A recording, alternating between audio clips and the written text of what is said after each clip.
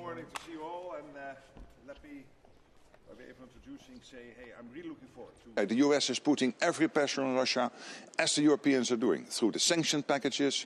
Look what has been happening with Lukoil and Rosneft and all the other stuff the US is doing. The US is still delivering crucial air defense and other lethal weapons into Ukraine through this Pearl program, so paid for by Canadian, European allies and partners.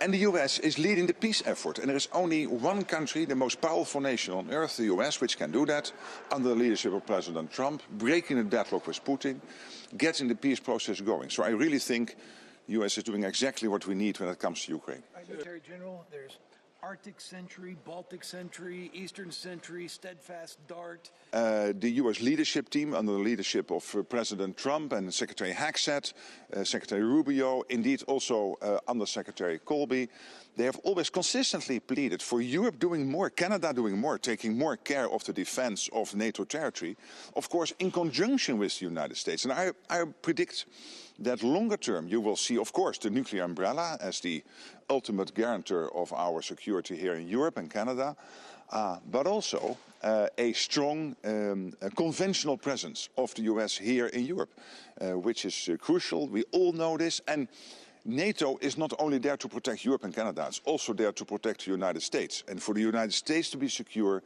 you need a strong and secure Arctic, a secure Europe, but also a secure Atlantic. So we are in this together. This is how this alliance was founded 77 years ago in 1949. When it comes to Secretary Hagsett, I mean, I'm in regular contact with him and all the senior officials in the United States. Of course, the American president, #1, the overall leader of the US, but also his whole foreign leadership and defense Secretary of War leadership team. But hey, they have to take care of the whole world. This is the United States. NATO is very important, but there is also the Western Hemisphere. There's also the Indo-Pacific. I totally accept it, agree with it. And I had dinner last night with Bridge Colby. I think he has been a consistent voice of, hey, Europe, do more.